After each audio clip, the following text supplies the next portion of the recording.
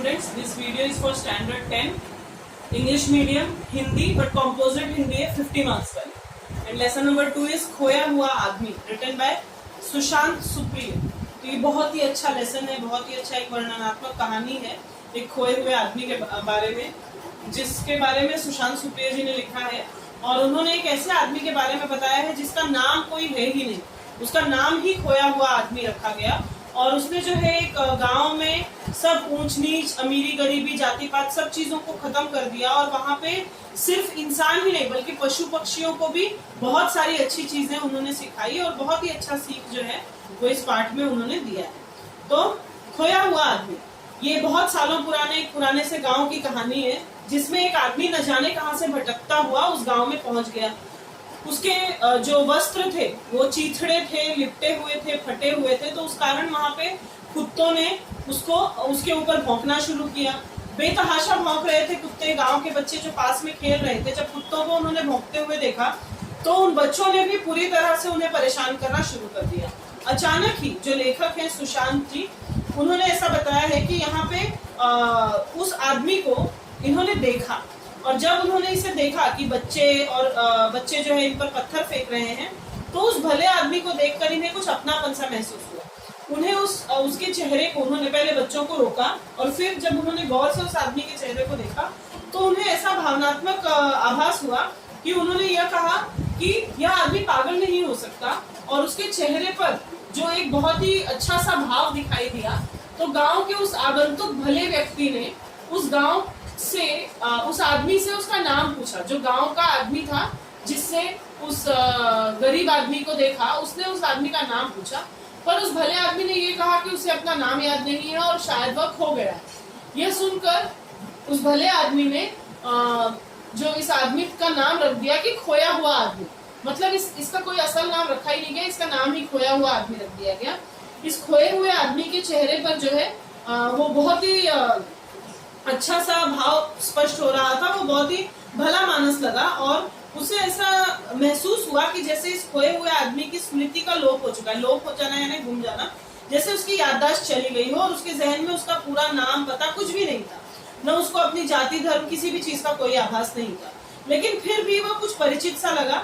वह उसे गांव के अन्य लोगों के पास लेकर गया. तो गांव के अन्य लोगों ने भी जब उसे देखा तो उसे लगा, अरे यह खोया हुआ आदमी तो बेहद अपना सा लग रहा है, बेहद अपना सा लग रहा है. ऐसा उन्होंने सोचा और फिर उसे अपने ही गांव में रखने का फैसला कर लिया. जब वह आदमी भी उस गांव में रहने के लिए तैयार हुआ, खोए हुए आदमी की जो आवाज थी वो बहुत ही मधुर थी, सुरीली थी. वो अक्सर पुराने गीत गाता.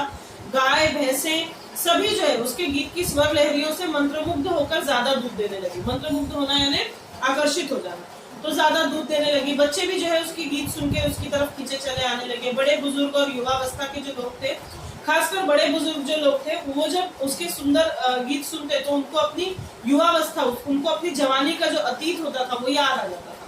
तो खोया हुआ आदमी जो है वह लोगों को अपना सा लगने लगा. उसके आने से गांव में फूल और भी ज्यादा सुंदर खिलने लगे. तितलियां बहुत ज्यादा मोहक हो गई. गांव के जुगनू बहुत ज्यादा चमकने लगे और गांव के बच्चे भी बहुत ज्यादा खुश होने लगे, क्योंकि अक्सर जो है वो उन्हें अपना कमाल एक ना एक दिखाता रहता था. वे छोटे छोटे बच्चे उस खोए हुए आदमी के अगल बगल कुछ ऐसे चलते जैसे उसे गॉड ऑफ ऑनर दे रहे हैं. गॉड ऑफ ऑनर ये जो है एक इंग्लिश फ्रेज यूज किया गया है, guard of honour. Guard of honour का मतलब होता है जैसे कोई जब बहुत बड़ा आदमी चलता है तो उसके अगल बगल बंदूक थामे बहुत सारे उसके रक्षक चलते रहते हैं. बस उसी तरह वो बच्चे उसके अगल बगल चलते रहते थे. तो उन्हीं दिनों में एक गांव की वृद्धा थी. वृद्धा यानी बूढ़ी औरत थी, जिसको ये सपना आ गया कि शायद ये मेरा ही बेटा है, ये खोया हुआ आदमी जो है ये मेरा ही बेटा है. और सुबह उठते ही उसने उस खोए हुए आदमी को अपने सपने के बारे में बताया कि तुम तो शायद, मुझे ऐसा सपना आया कि तुम शायद मेरे ही बेटे हो. खोए हुए आदमी ने उस वृद्धा को अपनी माँ मान लिया और उसी के साथ रहने लगा. वह अपनी माँ की खूब सेवा करता था और माँ को ऐसा लगने लगा जैसे उसकी वृद्धावस्था में उसका जीवन जो है वो धन्य हो चुका है. धीरे धीरे गाँव वाले जो थे उन्होंने खोए हुए आदमी को इतना ज्यादा अपना लिया कि उसके गुणों के बारे में खूब चर्चा होने लगी. उस गांव में, उस गांव के बाहर भी बहुत चर्चा होने लगी. पशु पक्षी जो थे वह उनसे भी बातें करता था. ऐसा महसूस होने लगा लोगों को कि वह पशु पक्षियों की भाषा भी जानता है. अगर कोई आंधी तूफान चक्रवात आने वाला हो या ओले पड़ने वाले हो, टिड्डियों का हमला होने वाला हो, तो ऐसे सभी समय पर वो गांव वालों को पहले ही आगाह कर देता, जैसे कि उसे आभास हो जाए कि आगे जीवन में क्या होने वाला है।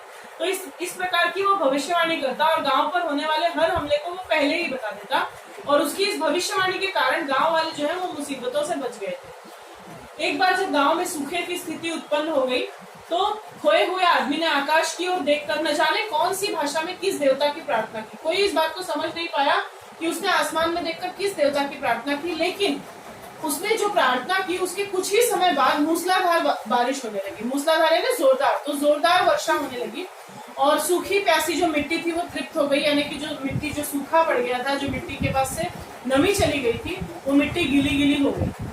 और बच्चे भी इस बारिश में खूब झूमने लगे, आनंद लेने लगे, और सब लोगों को वो खोया हुआ आदमी जो है वो बहुत ही चहेता हो गया, लेकिन नाम उसका अभी तक नहीं रखा गया था। गांव के किनारे पे कुछ दलित और कुछ मुसलमान लोग रहते थे। दलित आप लोग जानते हो, थोड़े नीचे जाति के माना जाता है जिन लोगों को, हालांकि ये बहुत ही प्रिय माने जाते हैं ईश्वर को।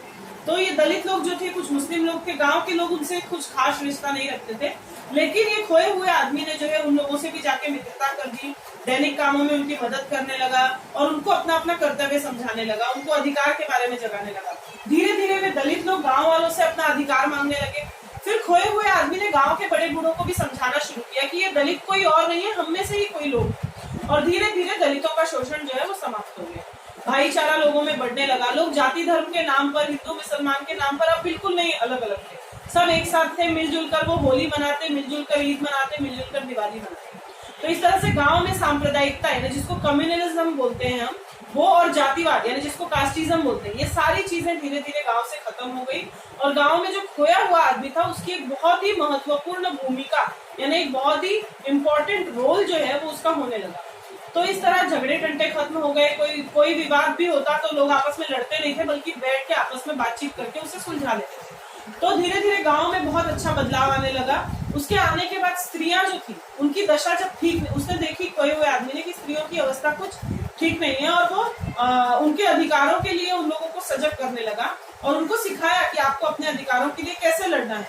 तो वे सारी स्त्रियां जो है वो एकजुट हो गई और वे सभी की सभी पुरुषों के खिलाफ जो है वो आंदोलन करने लगी, उन्हें समझाने लगी। धीरे धीरे खोए हुए आदमी ने पुरुषों को भी ये बात समझाई और स्त्रियों के विरुद्ध जो अत्याचार हो रहा था, जो उनके ऊपर जुल्म किया जा रहा था, वो सारी चीजें खत्म हो गई और उनको सम्मान भी मिलने लगा। वे भी बड़ों को खूब बातों से महत्व देने लगी। मतलब बहुत सारी चीजें अच्छी हो गई उस गाँव में। इस गांव में करीबी कस्बे की दूरी 3 दिन की थी, मतलब पास का जो दूसरा गांव था करीबी कस्बा जो है उससे वो 3 दिन की दूरी पर था। गांव में खेती की जमीन तो थी लेकिन अच्छा बीज नहीं था, खाद नहीं थी और इतने दूर से वो सारी चीजें लाना भी बहुत ही परेशानी वाला था। तो खोए हुए आदमी ने गांव वालों को खूब सिखाया, प्रेरणा दी, उनको समझाया कि अच्छे बीज और जैविक खाद यानी ऑर्गेनिक फर्टिलाइजर जिसको हम बोलते हैं वो, और बीज यानी सीड, तो इन चीजों की दुकानें जो है वो आप लोग ही खोल लीजिए। ये कहकर उसने सबको मेहनत करवाई, खेती बाड़ी में भी मदद की और दुकानें खोलने में भी मदद की। तो इस तरह से गांव वाले खूब परिश्रम करने लगे, बहुत ज्यादा खुश थे लोग उसकी मदद पाकर।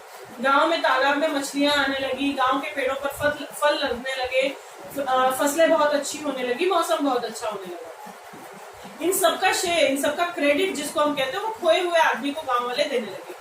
ऐसी स्थिति आ गई कि गांव में खूब बरकत होने लगी और धीरे धीरे पूरे इलाके में वो लोकप्रिय हो गया। पड़ोस के गांव वाले भी उसके प्रशंसक बन गए, उसकी तारीफ करने लगे। शुरू में जो लोग उसको एकदम क्वेश्चन मार्क की तरह देखते थे यानी प्रश्नवाचक चिन्हों से देखते थे, अब वो सबके लिए बहुत ही विश्वास पात्र बन गया। उसका व्यवहार बहुत ही अच्छा था।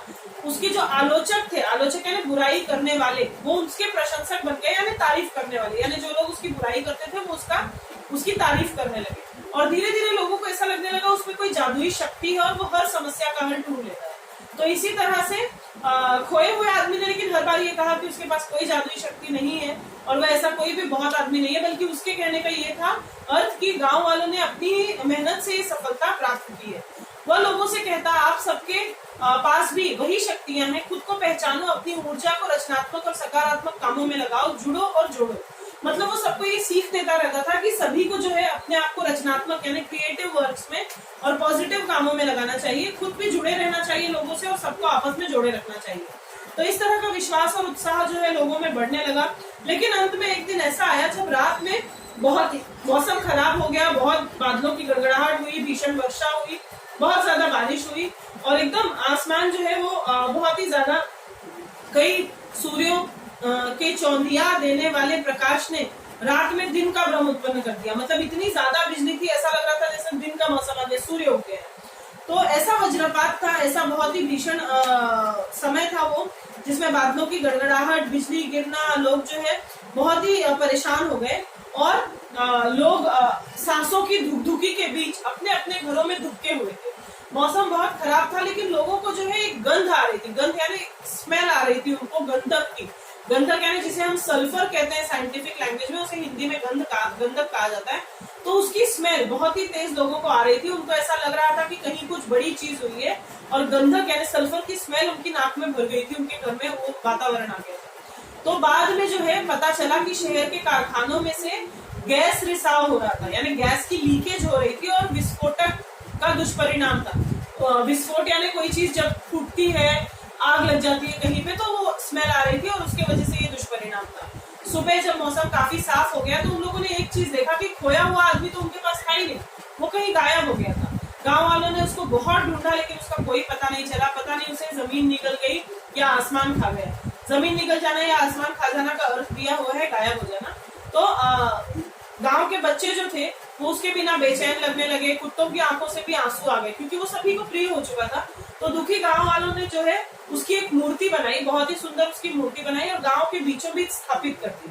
पंचायत की सब बैठक अब उसी मूर्ति के नीचे होती थी। गांव वालों ने आपस में ये प्रण ले लिया, ये प्रतिज्ञा कर ली कि अब से वो जो खोया हुआ आदमी ने जो उन्हें मार्ग दिखाया था, वो उसी मार्ग पर चलेंगे।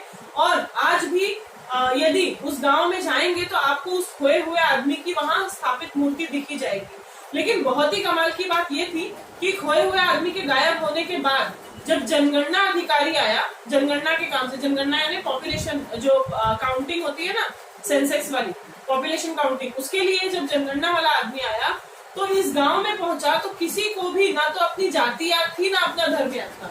यानी जब वो रिलीजन का कॉलम या जो कास्ट का कॉलम जब भरने लगा तो किसी को भी कुछ भी याद नहीं आया। और उसने ये महसूस किया जो जनगणना वाला था कि काश अपने गांव शहर में भी हमें कोई ऐसा खोया हुआ आदमी मिल जाए जो हमें उस जगह पर ले जाए जहां हम इन सारी जो गलत धारणाएं हैं इनसे दूर हो जाए। और इस संग्रह का नाम है पिता के नाम। धन्यवाद।